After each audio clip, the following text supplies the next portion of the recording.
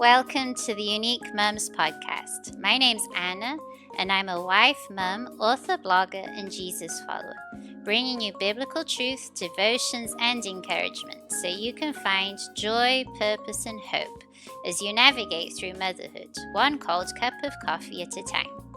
You can find the episode show notes, free devotions, and a lot more information at uniquemums.co.uk.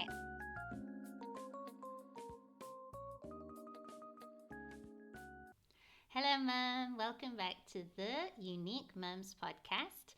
And we're starting a series over here on the podcast called Slow Living. And it's really, really interesting. I hope you stick around for the next few episodes. So, today's episode is what is slow living? And now, this is my definition of it based on my research, based on my experience as well. But slow living is about choosing to be present in the moment. It's about choosing to have intentional interactions with the people around us.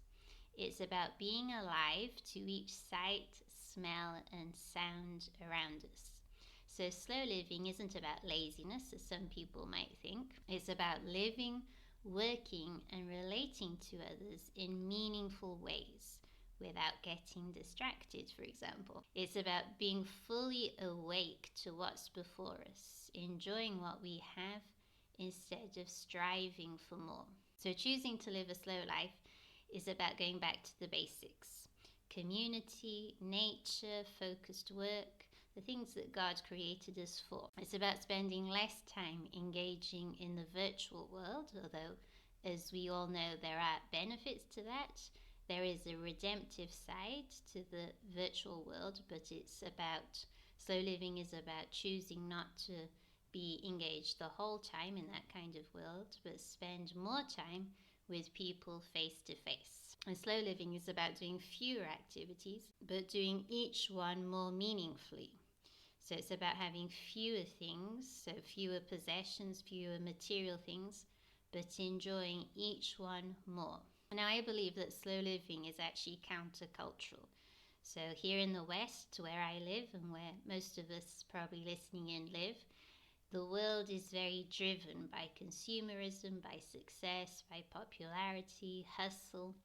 But when we choose to live slowly, we're choosing to live the way we were designed to live, and that's in community with each other, in community with God.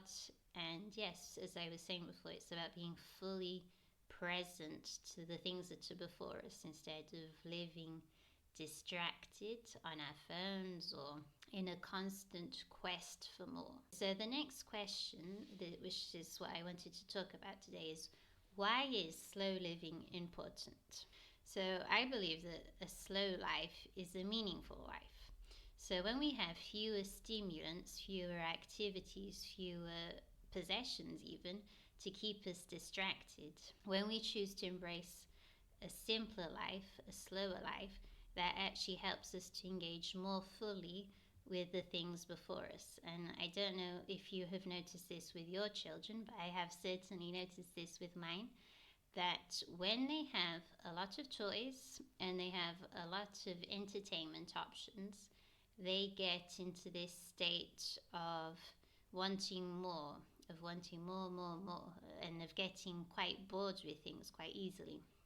But when we kind of decide to strip back, to put fewer things before them, to give them less choice, to give them fewer activities to choose from, they're actually more able to be focused on the few things that they have. And I think that's the same with us as adults. When we have a load of activities to do, to choose from, when we have loads of things in our houses, it's just like we're in this kind of state where we just want more, we want more things, we easily get bored.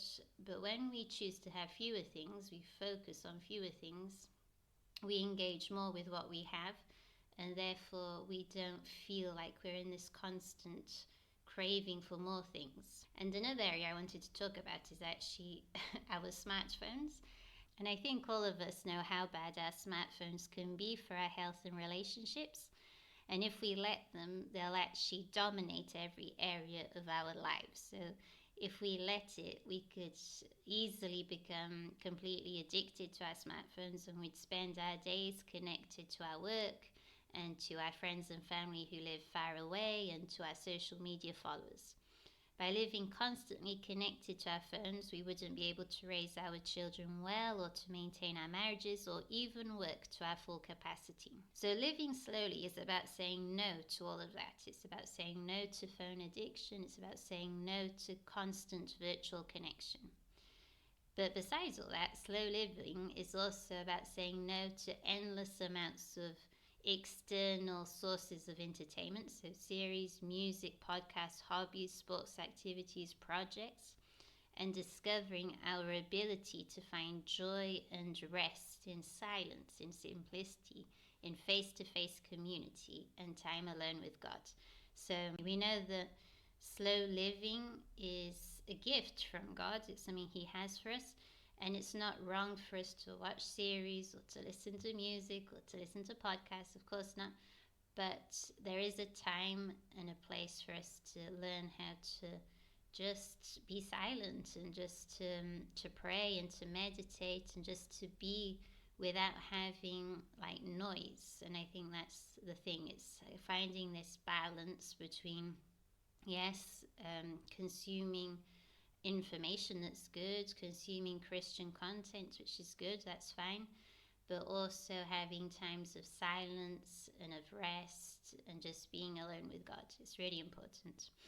And finally, slow living is also about saying no to hustle and success-driven culture, where work, popularity, and power are the main currencies. So when we choose a slow life, we choose to work and enjoy the fruits of our labor without being plagued by thoughts about the rat race or reaching the top of the career ladder. So we're just working to honor God, and we're just enjoying His good gifts to us. We're not in this cycle of comparing ourselves to other people, of trying to reach the top. We're just enjoying God's good gifts. Now, how can we actually implement slow living? I'm going to talk about this in more detail in another episode, but I'm just going to give some quick ideas here. And the main ideas for slow living are, so the first one is living with fewer things. So this is one of the things I would say is really important. It's to reduce the amount of things we have at home. So that could mean decluttering our house, buying fewer items in future, and donating everything we don't use. The second one is living more simply. And so just finding ways that we can cut back on certain things that maybe are complicating our lives. The third one is choosing to engage in fewer activities. So as we all know, when we're pressed for time, because we have so many different activities, so many things going on in our lives, we're naturally more rushed and more stressed out as well. So we need to actively choose to engage in fewer activities. The other idea is going outside into nature, and this is something that always works for me when I feel stressed, is going outside. And actually being in nature helps us to become more aware that the world is still running even when we're outside not being productive. So going outside into nature is a great way for us to slow down as well.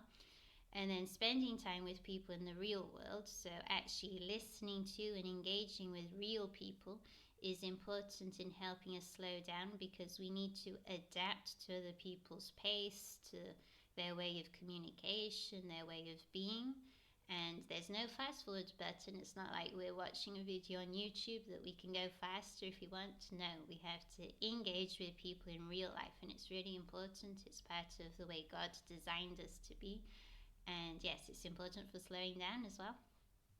And then the final idea for slowing down, a way we can implement this slower life, is embracing moments of silence, solitude, and meditation. So this is really important for us as Christians, to spend time alone with God, and also having this time of prayer, of Bible reading, going out into nature, and just being without all the noise, without all of the different stimulus that sometimes we have, and just scheduling a time to be alone with God. So that's really important as well. Okay, so that's it for today's episode. But next time, I'm going to go into more detail in ways that we can actually implement slow living in more practical steps. So I gave you a few ideas just now, but I'm going to go into these with a little bit more detail and things that work for us as a family, which is really important as well. So I hope you tune in to the next episode on slow living, and I look forward to speaking to you then.